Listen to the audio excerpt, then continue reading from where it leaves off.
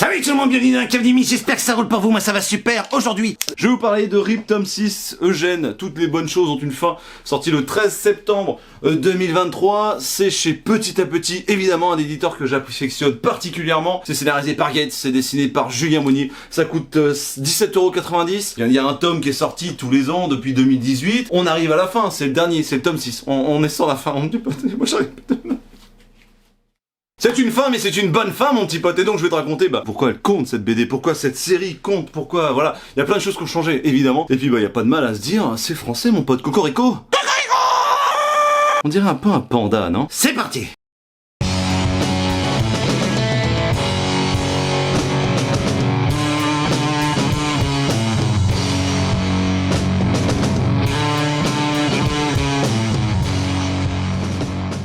Bon, on va commencer déjà par essayer d'expliquer ce que c'est Grip, parce que bon, il y a quand même 6 tomes. D'ailleurs, ça a de la gueule dans la bibliothèque. Et je vous rappelle que Petit à Petit a fait une offre découverte à 10 balles le tome 1. Donc autant te dire que c'est le moment de découvrir. Voilà, alors il serait peut-être plus que temps parce qu'on est au tome 6, mais on peut tester à la fin. Mais au moins tu sais que c'est voilà, c'est terminé comme série. Et ça, c'est plutôt une bonne nouvelle. Rip, c'est un polar où on va suivre différents personnages. Alors, des personnages, ça peut être Derrick, Maurice, Eugène, Ahmed, Fanette, bref, tous ces gens-là, tous ces joyeux petits lurons qui sont un peu chelous, qui sont un peu bizarres, qui sont un peu étranges, qui ont tous un passé plus ou moins sombre. Et ces gens-là, en fait, leur boulot consiste tout simplement à aller récupérer des objets de valeur chez des gens qui sont morts depuis longtemps ou qui viennent de crever. On les appelle les collés, c'est-à-dire que c'est des personnes qui sont vraiment, qui ne font plus qu'un avec le sol, avec le matelas et compagnie, voilà. Ils font le ménage pendant que la personne est morte sur ses chiottes, sur son lit, en bas des escaliers suite à une chute, un arrêt cardiaque ou autre. Ils sont dirigés, parce que c'est clairement une direction, par son entreprise, ça part des gens en noir, des men in black un peu chelous les gens. Et on sait pas trop qui ils sont, c'est un peu mystérieux, et c'est vrai que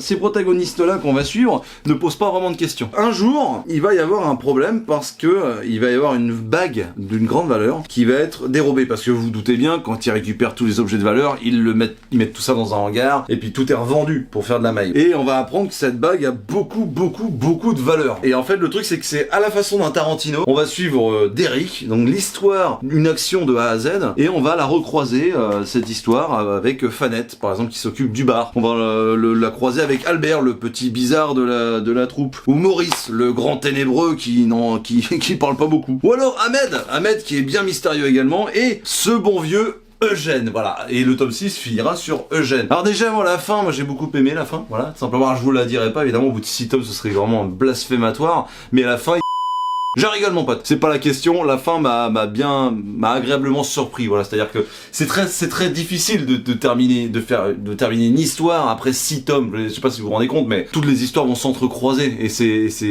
du coup ça va se passer sur un laps de temps assez réduit, mais pas que, tu vois, à un moment il y a Gates qui décide de partir dans une temporalité un peu plus grande, un peu plus profonde dans le passé, et du coup ça amène énormément de lore à ces personnages-là, et c'est tellement un plaisir de les voir s'entrecroiser, et voir que les conséquences de l'un font que l'autre fait ci ou ça. Et il y a des trucs horribles, évidemment. Alors, la fin est cool.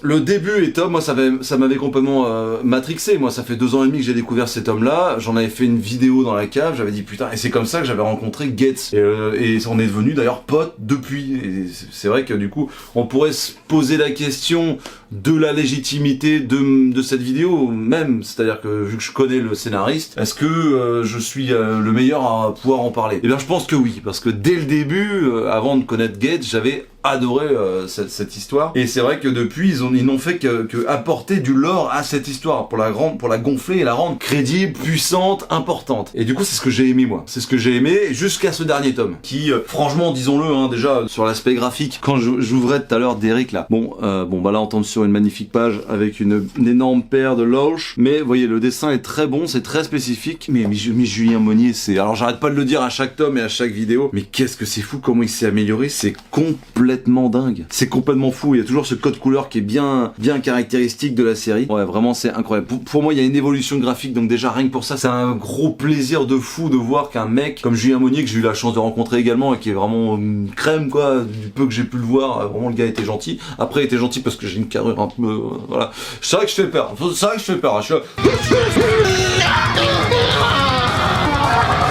Fais-moi le malin quand je suis dans la place, ok? Non, le mec est adorable et vraiment, ouais, il dessine trop bien, c'est trop cool, il a vraiment sa patte à lui. Moi j'adore, tous les personnages sont bien caractérisés par Gates.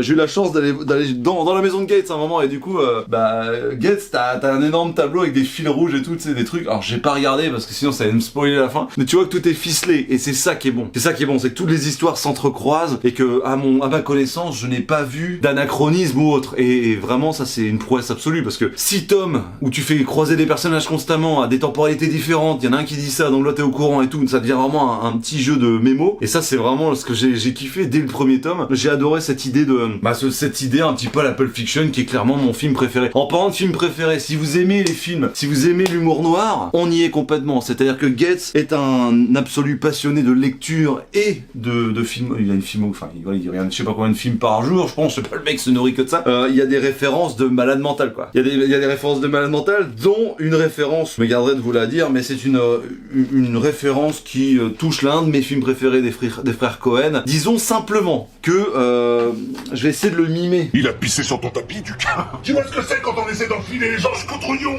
Vous l'aurez deviné, meilleur film de tous les temps, The Big Lebowski.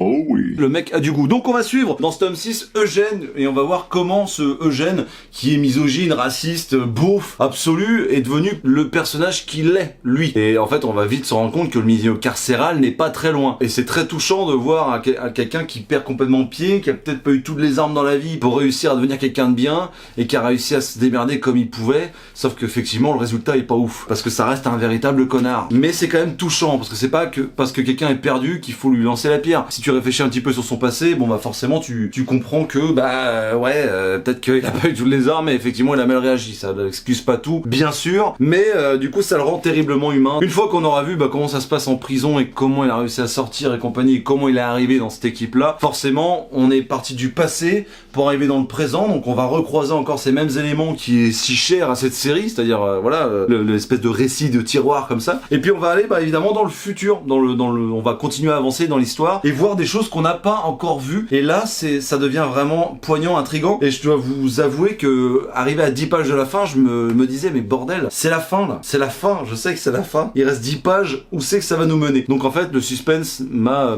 tenu jusqu'au bout, et le bout est très émouvant parce que bon, je vous en dis pas un seul mot, mais connaissant le scénariste du coup maintenant, je sais pourquoi il a fait ça comme ça quoi, voilà simplement. Donc c'est une belle fin, je dirais que c'est une fin douce amère, voilà, enfin en même temps toute l'histoire est un peu douce amère, donc je vais pas vous en raconter plus. Maintenant grâce à cette chaîne j'ai eu la chance de rencontrer des gens de chez Petit à Petit qui sont des éditeurs indépendants adorables. Je pense à Olivier, je pense à toute son équipe, je pense à Gates, à Julien Monnier qui ont fait un travail de fou. Quand tu vois à quel point enfin c'est fou en fait de voir l'envers du décor, c'est-à-dire que c'est un truc qui les a complètement passionnés, c'est quelque chose qui leur a pris énormément de temps, c'est quelque chose dont ils sont fiers et en même temps un peu gênés par le succès que ça a. Et moi je suis trop content que des artistes aussi cool que ça réussissent dans ce monde qui est quand même pas simple, on va pas se mentir. Vous verriez l'engouement qui est autour de cette BD, c'est complètement fou, les gens ont des étoiles dans les yeux quand ils les voient. Moi j'ai la chance d'avoir vécu une petite partie, ils m'ont donné cette chance de pouvoir vivre une infime partie avec eux de leur bonheur, de leur succès, et je vous en dis pas plus, mais je sais que c'est pas à la fin, on va évidemment se recroiser avec cette équipe là. Moi je suis très content d'avoir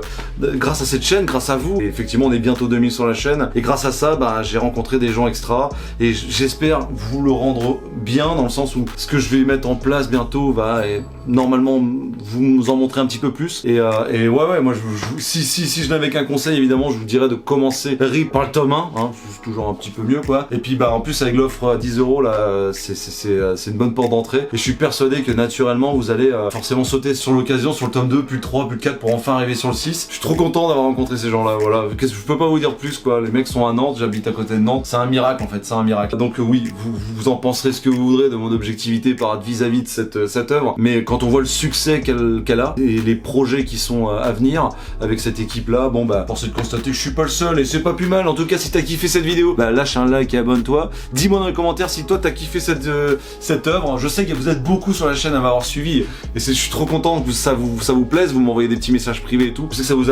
vous a plu. Qu'est-ce que vous avez pensé vous du tome 6? Moi j'ai beaucoup aimé, on peut en parler en privé si vous voulez, pour pas spoiler les autres dans les commentaires, surtout pas. Suivez-moi sur TikTok, Insta et Twitter, et sur ce moi je vous fais d'énormes bises, prenez soin de vous, et à très bientôt dans la cave.